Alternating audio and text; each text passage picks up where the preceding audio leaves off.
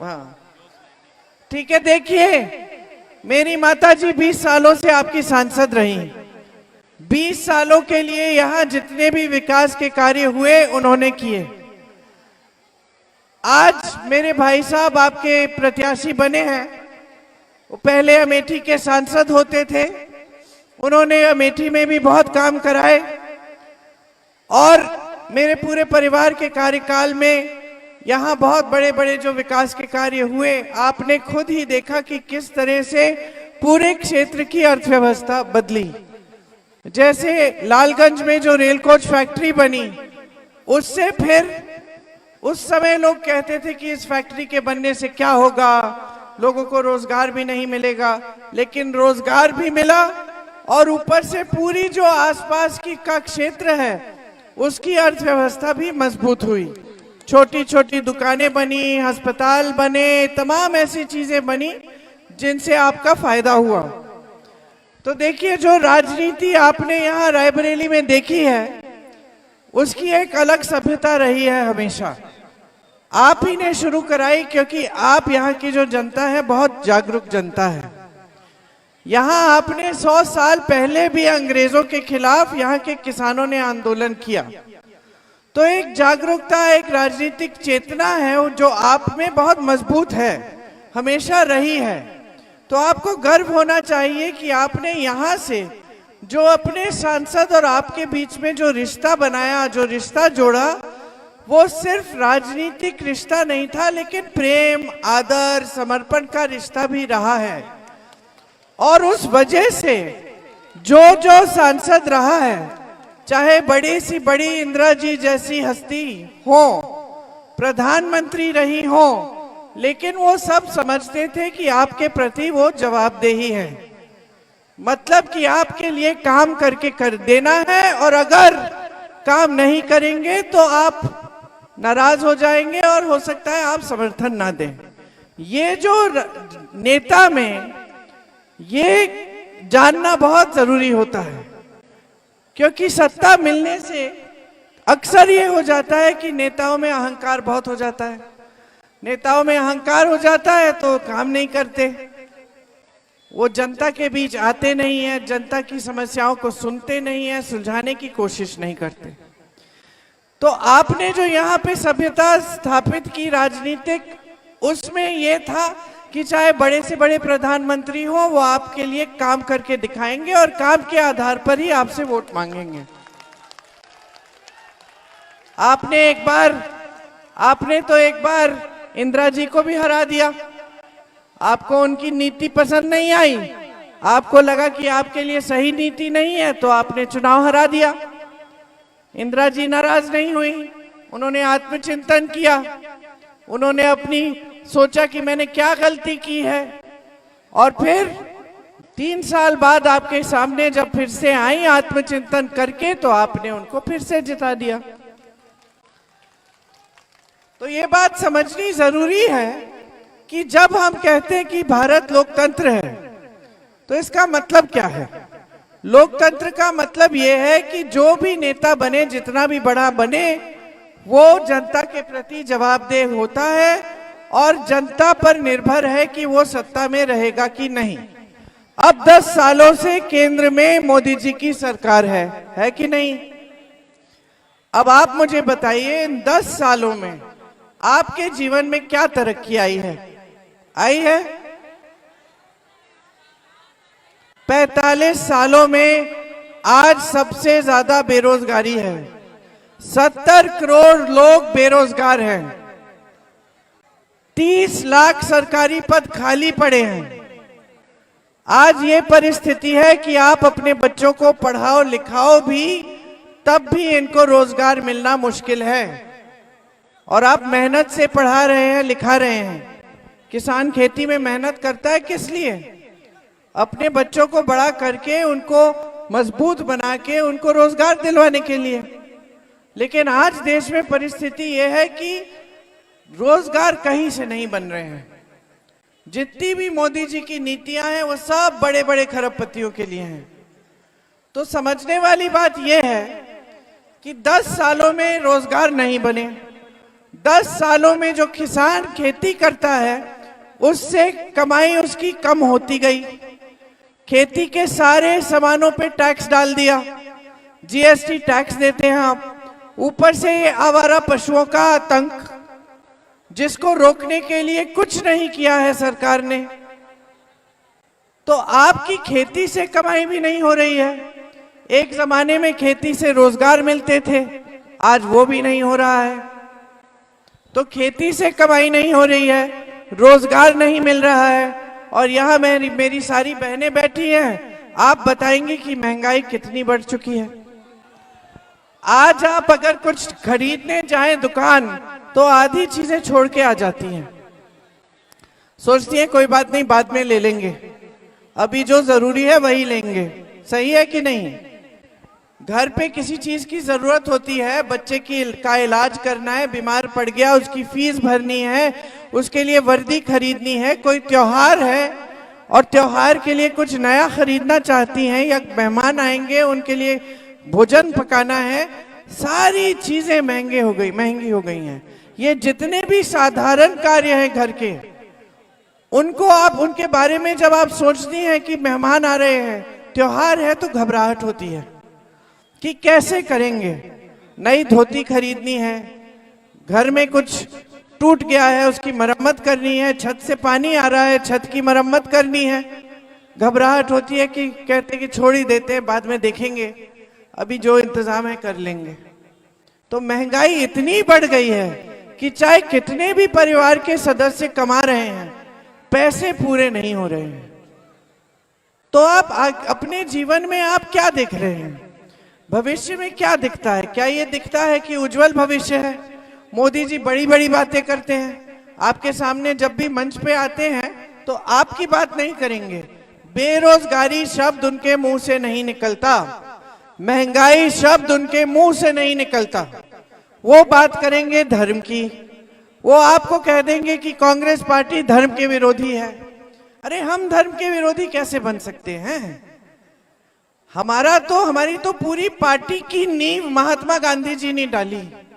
महात्मा गांधी जी ने पूरा स्वतंत्रता संग्राम जो था, पूरा आंदोलन भगवत गीता की सीख पे किया, सत्य के आधार पर किया, अहिंसा के आधार पर किया। इससे बड़ी कोई धार्मिक परंपरा किसी भी पार्टी की है ही नहीं इस देश में। महात्मा गांधी जी को जब गोली मारी तो मरते दम पे उन्होंने क्या कहा? कौन बोलेगा? हे राम, हे राम, हे राम बोला मरते हुए। इतने धार्मिक व्यक्ति थे।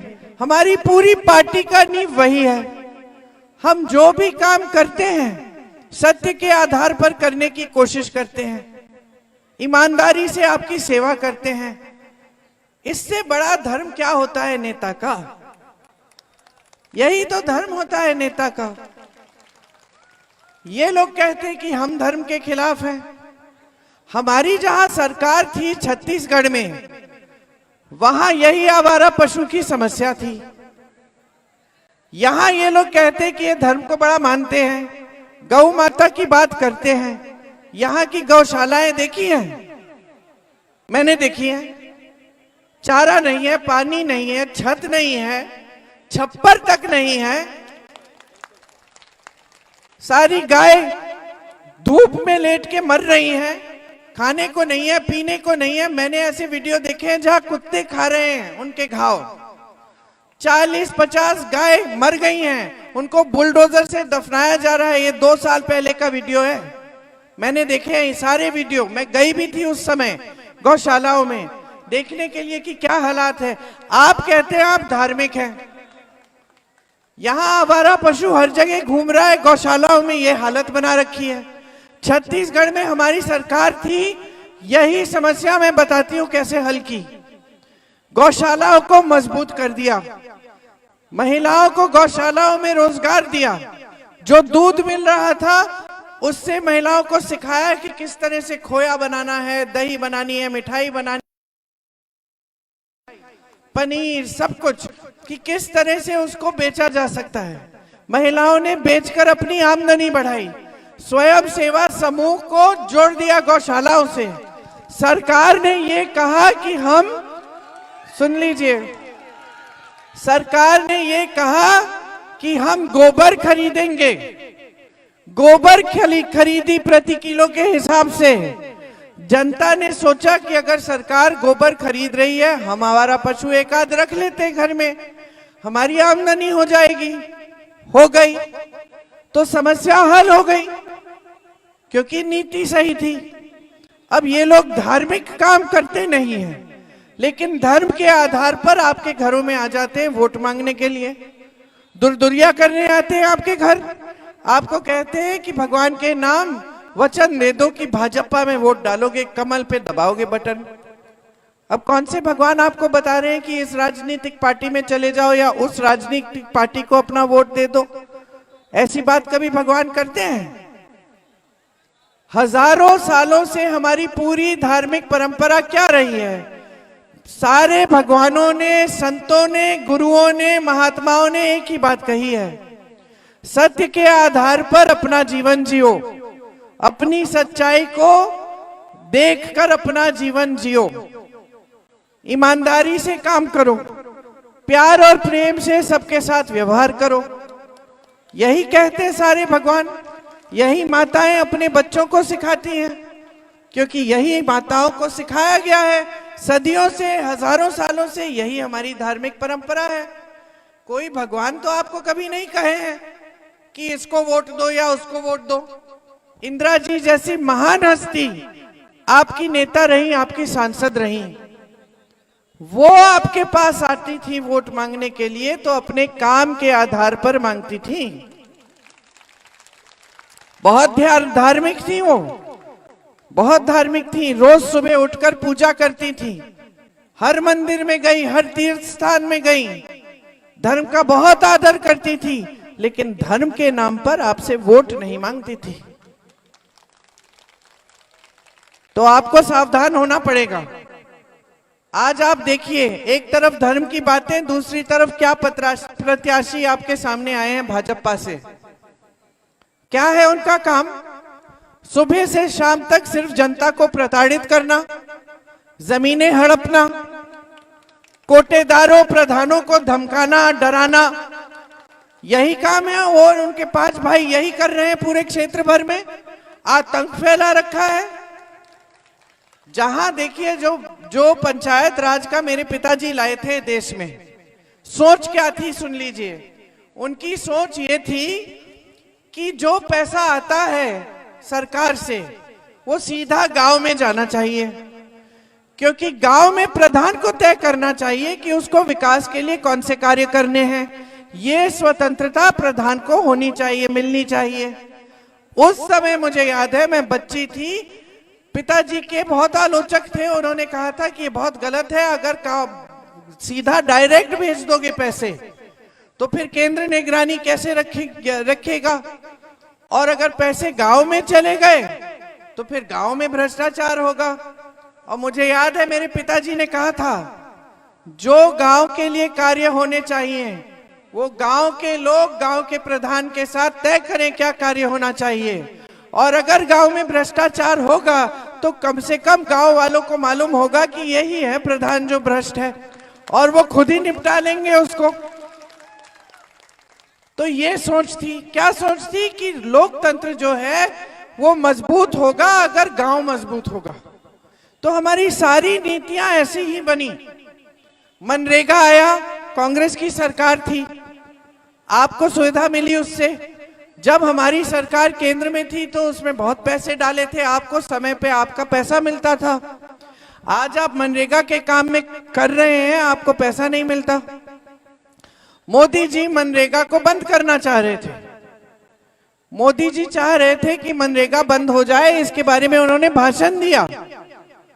फिर उनको पता चला कि मनरेगा बंद कर देंगे तो बहुत विरोध हो जाएगा, जनता नाराज हो जाएगी, तो उन्होंने आस्ते आस्ते इसको कमजोर करने का काम किया है। क्योंकि भाजपा के जितने भी नेता हैं उनकी विचारधारा हमारी विचारधारा से एकदम विपरीत है। ये प्रताड़ित क्यों करते हैं प्रधानों को, कोटेदारों को, जो यहाँ के प्रत्याशी हैं? क्योंकि ये चाहते कि सारे निर्णय खुद ही करें। और इन्हीं की तरह मोदी जी केंद्र में चाहते कि सारे निर्णय सिर्फ मोदी जी ही करें। इससे क्या हुआ है मैं आपको बताती हूं। मोदी जी ने निर्णय किया कि 16 लाख करोड़ रुपए वो बड़े बड़े उद्योगपतियों को माफ कर देंगे। मोदी जी ने निर्णय लिया कि देश की जो सारी संपत्ति है, देश का कोयला, सारे खदान, देश की बिजली, देश का पावर, देश की बड़ी बड़ी सड़कों का ठेका, देश के बड़े बड़े सरकारी कारखानों के जो सब्सिडरी, कोयला, सारे बंदरगाह, सारे हवाई अड्डे, सारे के सारे बड़े खरबपतियों को देने हैं। ये निर्णय मोदी जी ने लिया। क्या हुआ?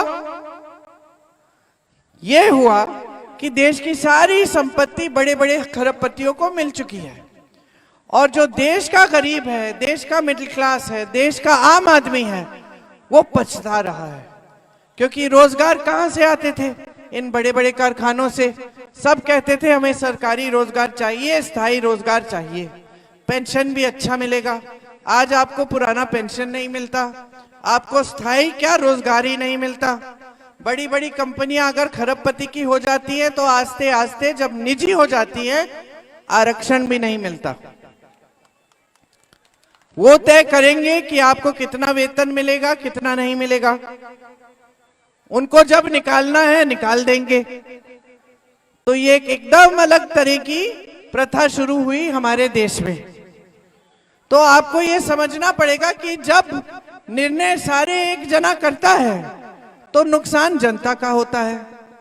अब मोदी जी की सरकार में आपने देखा होगा, महंगाई बहुत बढ़ गई है, बेरोजगारी बढ़ गई है, किसानों की मुसीबतें बढ़ गई हैं।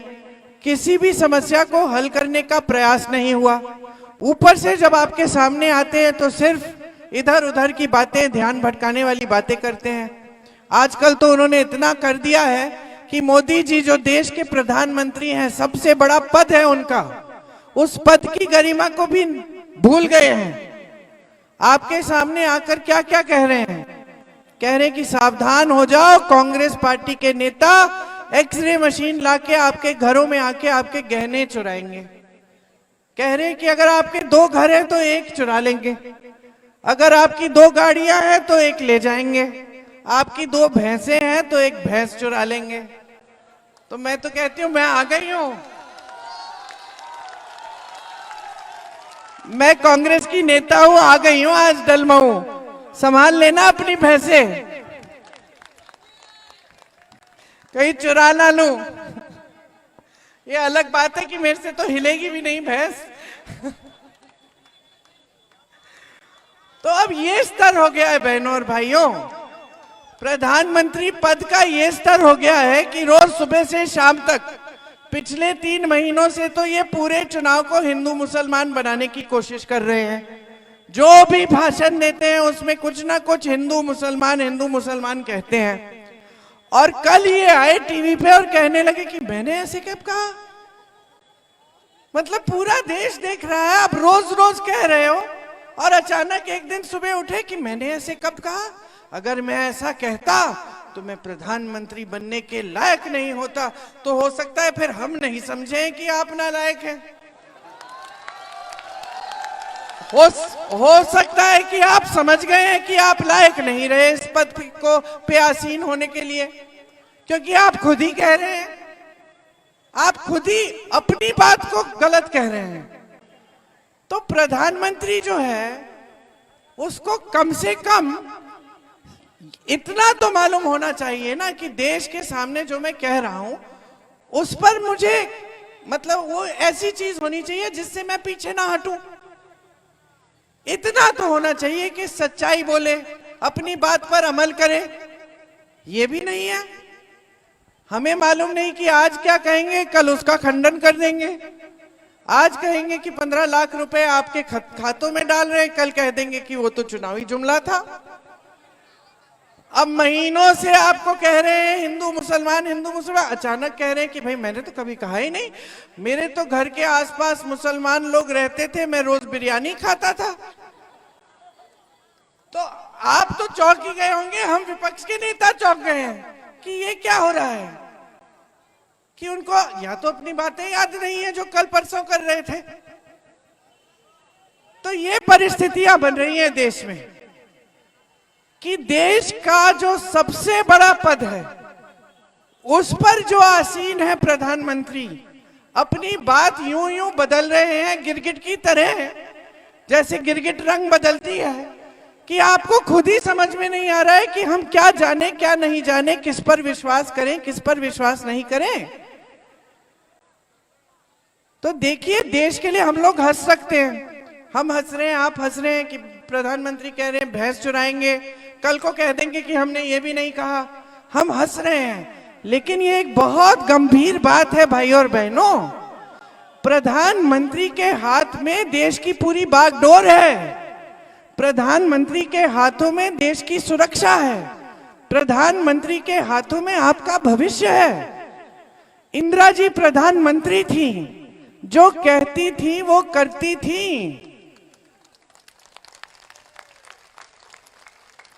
अगर कुछ ऐसा काम था जो नहीं हो सकता था, आपने कह दिया कि यहां से सड़क बना दीजिए, और इंदिरा जी को लगा नहीं यहां नहीं बन सकती लेकिन वहां बन सकती है, तो वो आपको बता देती कि देखो बहन ये काम यहां नहीं हो सकता, जो हो सकता है वो करूंगी। सच तो बोलती थी, इतना तो भरोसा था। जनता कह सकती थी कि मुझे इतना तो भरोसा है कि जो हमारे प्रधानमंत्री हैं हमें सच बोलेंगे। आज तो इतना भी भरोसा नहीं है। आपको कैसे कैसे वादे कर दिए, एक वादा पूरा नहीं किया। वहां 16 लाख करोड़ रुपए बड़े खरबपतियों के माफ हो रहे हैं, यहाँ पे किसान आत्महत्या कर रहा है, 50,000 रुपए नहीं कर्ज चुका पा रहा है। मैं गई हूं किसानों के घर, ललितपुर में 2 किसानों की मृत्यु हुई थी, आत्महत्या की थी उन्होंने। मैं उनके घर गई, बहनें मैं बता नहीं सकती कि कितना दुख लगा। छोटी छोटी बेटियां थी, एक की शादी हो गई थी, बहुत जवान थी, शादी हो गई थी, दूसरी अभी शादीशुदा नहीं थी, घर पे थी। ऐसे फूट फूट के रो रही थी कि मालूम नहीं अब आगे हम क्या करेंगे। पिताजी ने कर्ज लिया था, कर्ज चुका नहीं पाए, खाद के वितरण केंद्र में गए थे, सरकारी खाद मिल नहीं रही थी, प्राइवेट में चले गए, तबीयत ठीक नहीं थी, धूप बहुत थी, और खड़े रहे 2 दिनों के लिए, वापस ही नहीं आए। उनकी बेटी ने मुझे बताया कि मैं गई, पिताजी से कहा पिताजी घर आ जाओ, पानी पी लो, खाना खा लो, कुछ नहीं, पानी लेके गई वहां पिताजी के लिए। वो छोड़ना नहीं चाह रहे थे कतार, क्योंकि वो सोच रहे थे कि कहीं मैं घर चले गया और उस समय वितरण हो गया खाद का, मुझे खाद नहीं मिलेगी और फिर मैं और भी संकट में पड़ जाऊंगा। वहीं पे उसी कतार में गिरकर मर गए। और दूसरे किसान ने आत्महत्या की, क्योंकि लाख रुपए का कर्ज लिया था, 1 लाख रुपए का कर्ज लिया था और चुका नहीं पाए। वहां 16 लाख करोड़ रुपए के कर्ज आप माफ कर रहे हैं बड़े खरबपतियों के। बड़े खरबपति कर्ज क्यों लेते हैं? पहले से खरबपति हैं, कर्ज क्यों लेते हैं? कि जो हजारों करोड़ का उनका बिजनेस है उनमें थोड़े 1000 करोड़ और जुड़ जाएं, उनका बिजनेस बड़ा हो जाए। किसान कर्ज क्यों लेता है? किसान अपनी बेटी की शादी होता है तब कर्ज लेता है। किसान तब कर्ज लेता है जब उपज का दाम नहीं मिला, नुकसान हो गया है खेत में और फिर से उपज उगानी है और पैसे नहीं बचे। किसान तब कर्ज लेता है जब बच्चे को पढ़ाना है, ट्यूशन की फीस देनी है और बच्चे के भविष्य को मजबूत करना है। किसान तभी कर्ज लेता है जब जीने मरने की बात होती है, तब कर्ज लेता है। और आप किसान का 1 पैसा माफ नहीं कर रहे हैं। पूरे देश भर के किसानों ने आंदोलन किया कुछ सालों पहले, मोदी जी ने अपने घर से ही नहीं निकले, कोई सुनवाई नहीं थी। 600 किसान शहीद हो गए। इनके मंत्री के बेटे ने जीप के नीचे 6 किसान कुचल दिए, यहां लखीमपुर खीरी में। आपके यूपी में क्या किया इन्होंने? क्या किया? कुछ नहीं किया और उस मंत्री को मजबूत बना दिया। हाँ, अजय मिश्रा टेनी, मैं गई थी, वहां भी गई थी मैं वहां गई उनके परिवारों से मिलने के लिए, क्योंकि इंदिरा जी ने क्या सिखाया हमें, जहां दुख है वहां जाओ।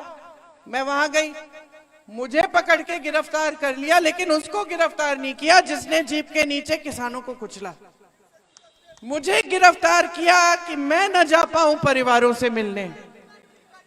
टिकट मिल गया, दोबारा देखो चुनाव लड़ रहे हैं। तो ये हालात हैं देश के।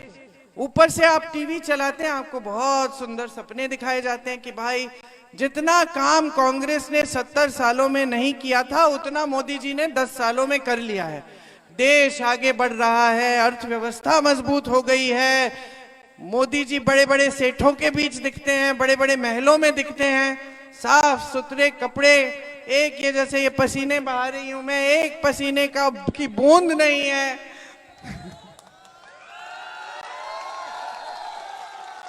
हंस रही हो? मैं कहती हूँ कि इनका तो इतना चेहरा चमक रहा है कि हम महिलाओं को बता दे कौन सी क्रीम लगा रहे हैं, हम भी लगाए।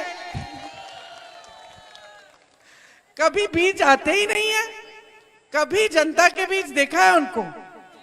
आप यहाँ मेरा इंतजार कर रहे हो, मुझे पकड़ते हो, छूते हो, नमस्ते करते हो, दरख्वास्त देते हो, कभी मौका मिला है? वो आते हैं तो यूं यूं हाथ हिलाते हैं गाड़ी जीप के ऊपर खड़े होकर, और जनता वहां है। बीच में यहां से वहां तक सिक्योरिटी वाले हैं, पुलिस वाले हैं। जनता इतनी दूर से यूं यूं हाथ हिला रही है, मोदी जी इधर से दूर से हाथ हिला रहे हैं कि भाई जनता मुझे बहुत प्यार कर रही है। लेकिन आज जनता जागरूक हो गई है, जाग गई है। आज जनता कह रही है मुझे वो वाला नेता चाहिए जो 4000 किलोमीटर पैदल चल के मेरे बीच आता है। आज जनता कह रही है मुझे वो वाला नेता चाहिए जो अपना खून पसीना बहाएगा मेरे लिए, जो दिन रात काम करेगा मेरे लिए। आज जनता कह रही है बहुत हो गया, बहुत चुनाव लड़ लिए हमने आपकी बातों पे, अब हम चुनाव लड़ेंगे अपनी बात पे। आज जनता कह रही है मोदी जी मुद्दे पे आइए। मुद्दे क्या हैं?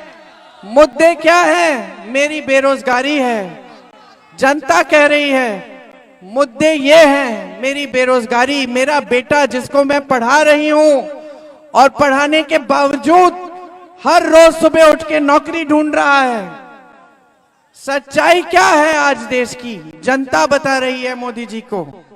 जनता कह रही है मोदी जी ये चुनाव मेरी बातों पे लड़ो, किसान को मजबूत बनाओ, किसान कमा नहीं पा रहा है उसको राहत दो, बहनें कुछ खरीद नहीं पा रही हैं इनको राहत दो।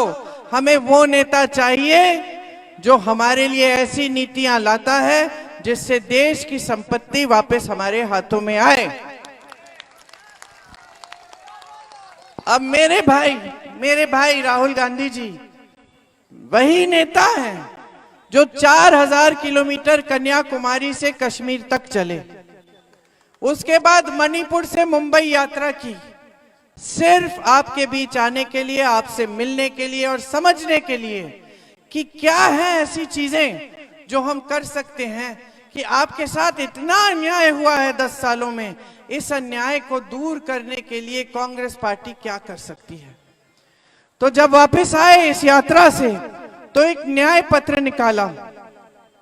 हम सब जितने भी कांग्रेस के नेता थे उनको बिठाया, बोला कि हम ऐसी नीतियां लाएंगे जिनसे जनता मजबूत होगी, जनता के हाथों में देश की संपत्ति जाएगी, और जो भी हम कहेंगे वो ऐसी चीज होनी चाहिए जिससे जनता का लाभ हो, और वो ऐसी चीज होनी चाहिए जो हम कर पाएंगे। ऐसी कोई चीज नहीं होनी चाहिए जो हम नहीं कर सकते। तो फिर सब नेता बैठे और एक न्याय पत्र हमने जारी किया। उस न्याय पत्र में हमने क्या क्या लिखा है सुन लीजिए।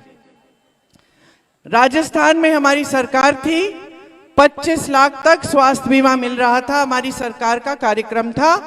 बहनें जितना भी इलाज कराना चाहो 25 लाख रुपए तक वो मुफ्त हो जाता है। आपको एक पैसा नहीं देना पड़ता।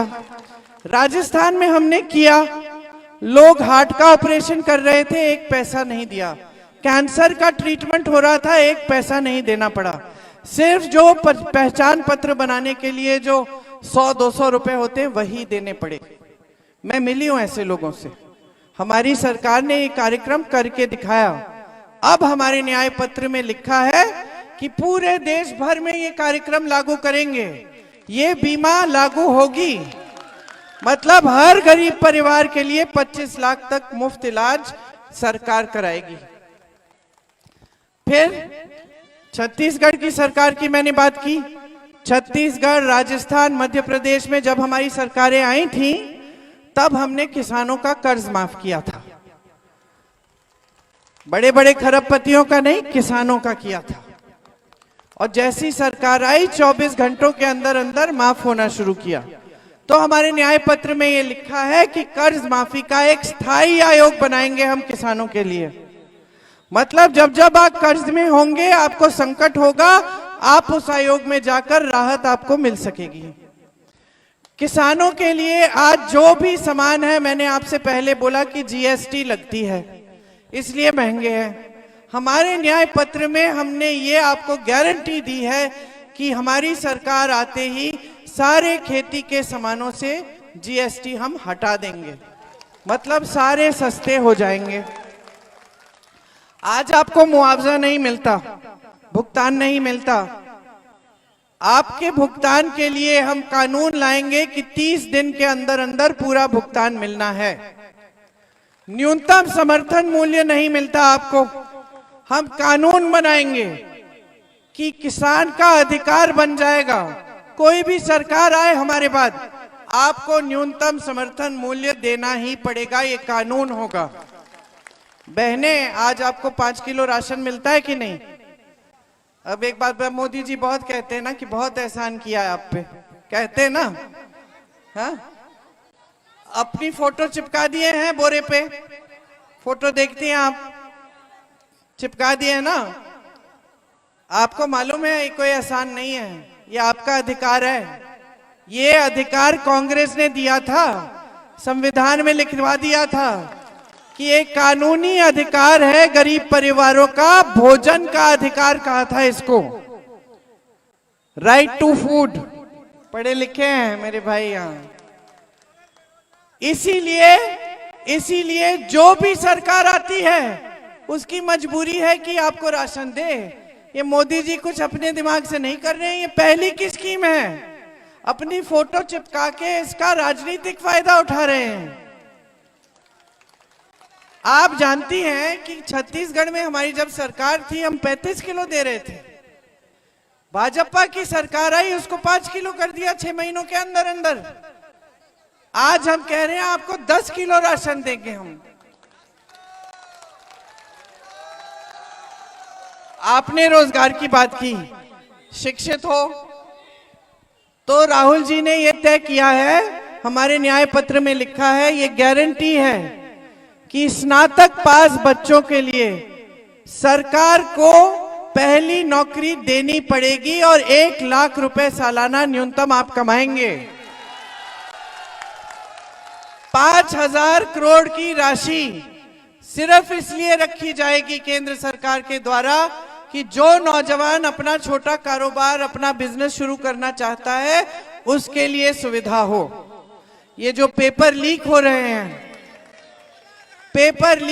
हैं, इनके खिलाफ एक सख्त से सख्त कानून बनेगा, जिससे जो पेपर लीक में बदमाशी करेगा, जो पेपर लीक करेगा, जो घोटाला करेगा पेपरों के साथ, उस पर सख्त से सख्त कार्रवाई होगी। आज हाँ, शिक्षा पर जीएसटी ठीक हटाना चाहिए।